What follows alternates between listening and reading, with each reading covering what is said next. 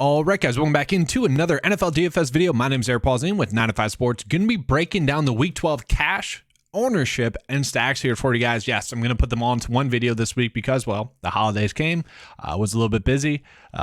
Wasn't able to get out at the normal time that I had been, so I apologize for that, but going to be getting out to you guys all in one video right now. So hopefully you guys enjoyed. If you do, give a like and subscribe. That helps me be able to help you guys. All right, let's get into it. Don't want this video to be too long for you guys. All right, so starting off, the quarterback position is going to be the easiest of it. Sure, if you can afford to pay up for Patrick Mahomes, you can do so. The easiest route that you can go is going to be to go with Joe Burrow. Joe Burrow just gets a great matchup, okay, with the Tennessee Titans. Is one of the safest players on the slate. His worst DK point total was 15 DK points 3 games ago, but averaging 24.8 DK points in a great matchup. He is someone that should be a strong cash play and a GPP play. 20 DK points is what I'm expecting out of him. The only issue with him that makes him less appealing is that Jamar Chase not expected to be active for this one. Oh well, not as appealing. That makes T. Higgins more of a cash play. And then from there, guys, if you have to go this low, I'm perfectly fine with it. Kyle Allen in a great matchup. At a cheap price point. I don't mind targeting these quarterbacks at cheap price points, especially given the fact that he's a great matchup. He's going to start this week. He is someone that could easily get to 3x and wouldn't be shocking at all. 2 passing touchdowns, 200 yards, maybe an INT. Against Miami, that's not too crazy to think, and this is a game in which you could stack pretty easily, which I'll touch on in a second here. But for now, I'm going to stick with Joe Burrow. Then from there, the running back position, kind of easy as well. With Raheem Mostert, doubtful, and with Leonard Fournette, questionable, everyone is going the same route. I mean, looking at the ownership here, I'll pull it up here real quick. Jeff Wilson, 32% projected ownership, and White, 26. Okay, but that is kind of the route that you have to go. I always mention in cash, like, just because someone is high owned doesn't mean they're a bad play. Okay, and for cash this week, I kind of feel like you need to play them because looking at the different players in their price point range, there isn't a similar play. Like, these are just 2 standout plays. Jeff Wilson Jr. was already someone you would want to be on given the matchup, given the snaps that he was getting, about 60% of the snaps. Now with Raheem Mostert out, maybe 70% of the snaps, maybe locked into 18 plus carries. So Jeff Wilson should just be a safe play. We saw him get over 20 opportunities in his last game. Also a great matchup. So yes, you're just plugging and playing him. And then White, everyone's going to be playing White as well because, well, they probably should be. Last game with Fournette banged up, 22 carries. The only issue with him wasn't involved in the passing game in that last game, but obviously gets a great matchup against Cleveland. And at 5.1, doesn't really take much for him to hit value. From there, the next question that you have is which running back else should you play? I really like the idea of playing Kyren Williams, a very similar running back to that of Isaiah Pacheco. It does seem like Kyren Williams is also not that high owned, not getting talked up that much, and it kind of seems like he would be the obvious play if it weren't for the White value that's popping up there. So could be a potential spot for you guys to gain some leverage on the field here as well in cash. Not expecting too much, maybe just 15 or so opportunities with Darrell Henderson gone. Do expect him to be the lead back. You look back all the way into week 1 when the news came out that he was injured. Reports were coming out that, had he not gotten injured, he would have been operating as the lead running back for that offense. So now he finally gets a chance to do that. I don't hate that, but the player I want to pay up for the most is actually going to be James Conner. James Conner gets a great matchup going against the Chargers. We can get the top 3 matchups on the slate at the running back position, and all the running backs are looking like they'll get at least 70% of the snaps and around maybe 20 opportunities, especially on average. So like James Conner, a guy that played over 70% of the snaps last week, and 2 weeks ago, 90% of the snaps, gets a great matchup here, okay? And the only reason why he didn't play all the snaps is because it was a blowout. So in a great matchup, I think James Conner is going to be a spectacular play. I do expect those targets to continue to be there, especially with Greg Dortch out, Rondale Moore out, and then also looking like Marquise Brown could be on a snap count. So yes, James Conner going to be a nice, awesome play for you. Then a receiver is also easy as well. I'm sure if you guys want to pay up for Tyreek Hill, I don't hate that idea. I've been starting a lot of my builds out with DeAndre Hopkins, just given the price point, given the targets that he's projected to get. He should be a super safe play. The matchup with the Chargers is not one that you fear. So yes, you're trying to pay up for DeAndre Hopkins the most. And then the news with Jamar Chase most likely sitting, then yes, T. Higgins becomes an elite play as well. We can see basically every game that he's finished has been over 10 DK points. Talk about the consistency with Joe Burrow. That consistency has been there for T. Higgins as well. So at 6.9, he is a player that you want to be playing as well. And then other receiver plays that you definitely want to play are going to be Keenan Allen. Like Keenan Allen, man, you talk about, I've mentioned this for a while, like Austin Eckler becomes less of a awesome play because Keenan Allen's going to get a lot of those kind of similar targets. 8 targets in the last game, was able to put up 13.4 DK points, cheap price point, a matchup that you want to chase. And guys, out of the 2 games, I guess he didn't finish. Week 7 he couldn't finish, week 1 he didn't finish, but on a limited snap count, he's been able to put up double-digit DK points twice. Factor in the fact that he should be playing a little bit more snaps, gets a good matchup play. That's a very cheap price point for Keenan Allen. So yes, you want to be paying up for him. And then other receiver plays that I don't mind. Marquise Brown, I think is a little bit too risky, more of a GPP only play. Zay Jones does make a lot of sense in cash. I do like Christian Kirk, but you can kind of get the same-ish play as Christian Kirk as Zay Jones. Okay, playing more snaps.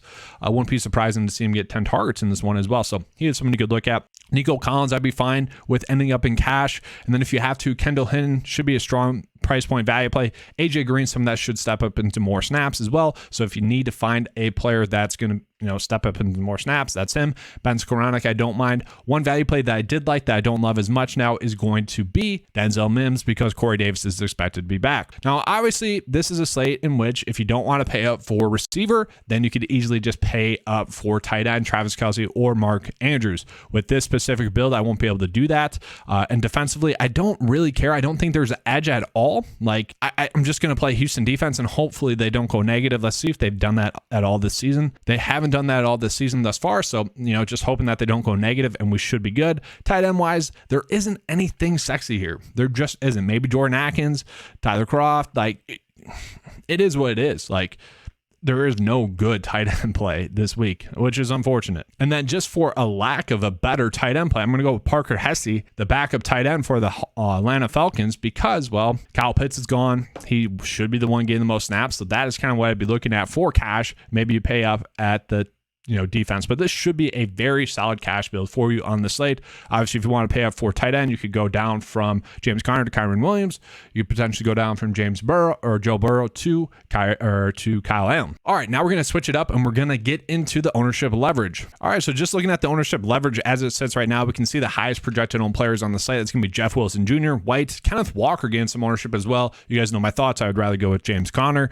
T. Higgins makes sense to be chalk. Tyreek Hill makes sense to be chalk. It does seem like a lot of people couldn't afford to pay up for Travis Kelce, and they just ended up on Mark Andrews. That seems to be the route that people have went. Samaje Perine, no reason to play him. DK Metcalf, I'm fine with that. That makes sense. Jalen Waddle, that seems to be a game a lot of people are trying to target, trying to stack, even though the Houston defense is pretty good defensively, minus against the run. So that's an interesting one to me. We see James Conner not getting that much ownership. So let's just go position by position here and just see which players are going to be a little bit undervalued. And I'll just go by salary. So looking at right now, Patrick Mahomes properly owned-ish, but he still does rank out as a top leverage rank play. Once again, that's typically consistent. Tight end and QB are always a little bit lower owned given their price point than the other players around them, just given their consistency and their likelihood to hit their projection. Okay.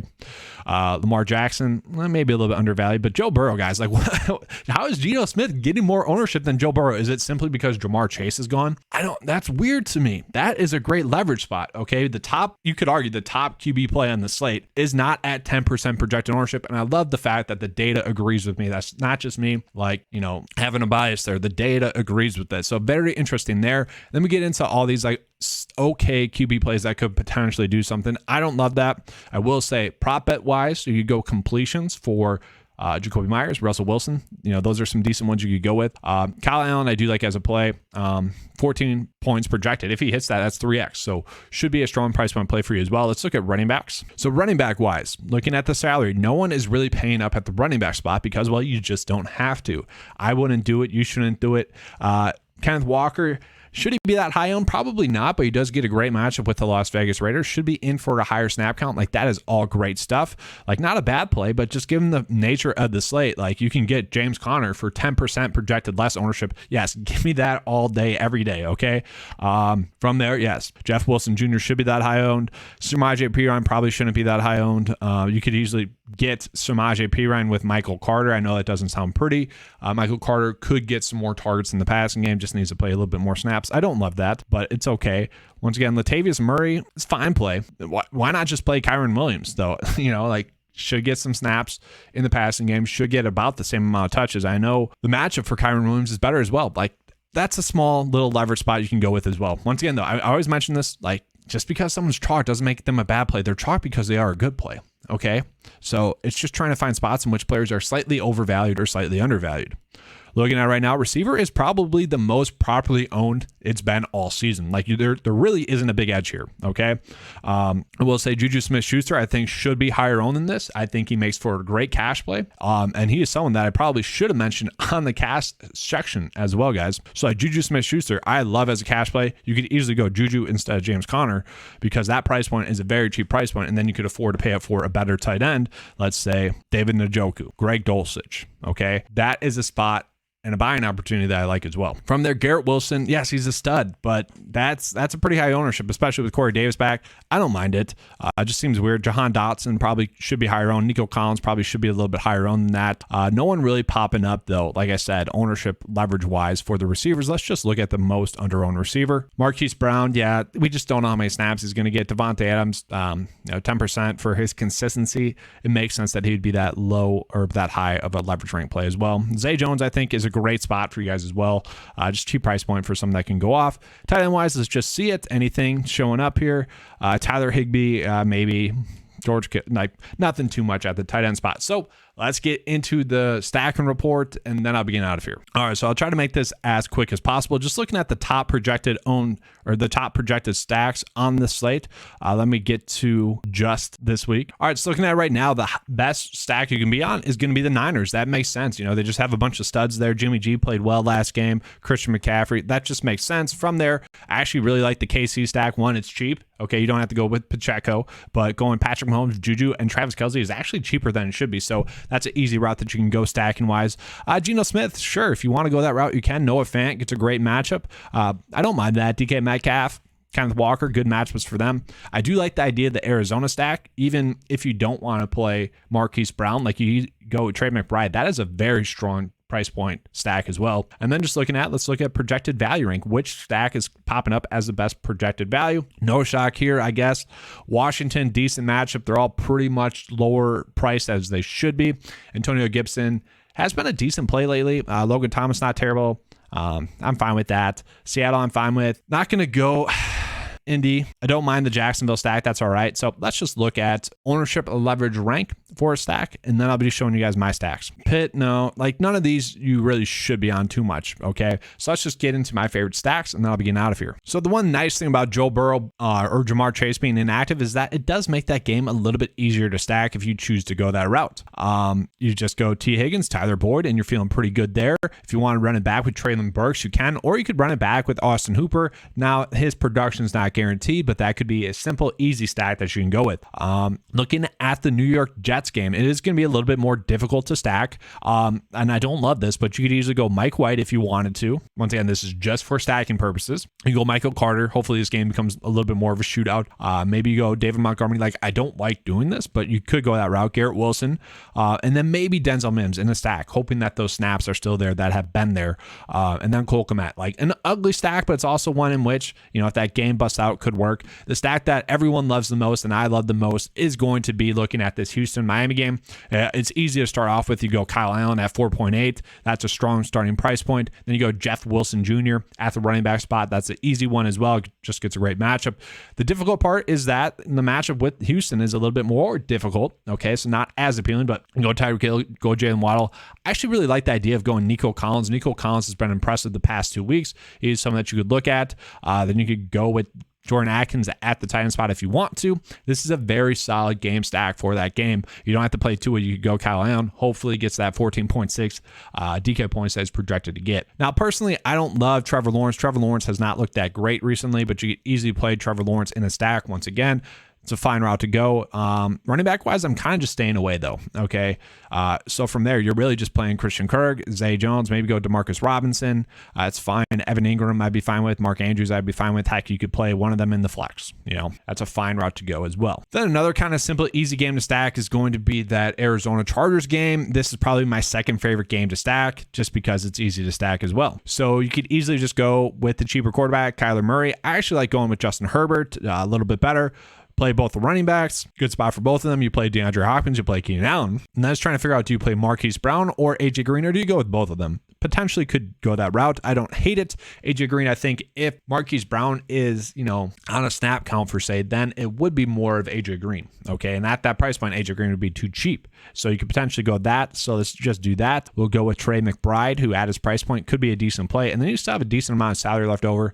Some kind of obvious stacks would be Seattle with their 2 receivers and maybe Kenneth Walker against the Las Vegas Raiders. You could go that route. I don't hate that. Don't love it. Then the simple stack could go in KC. You could do that and run it back with Kyren Williams. All right, that's all I have for you guys for this video. Hopefully you guys enjoyed it. If you did, you know what to do. Please give me a like and subscribe. That helps me be able to put out more content for you guys. All right, thanks for watching. As always, let's keep cashing.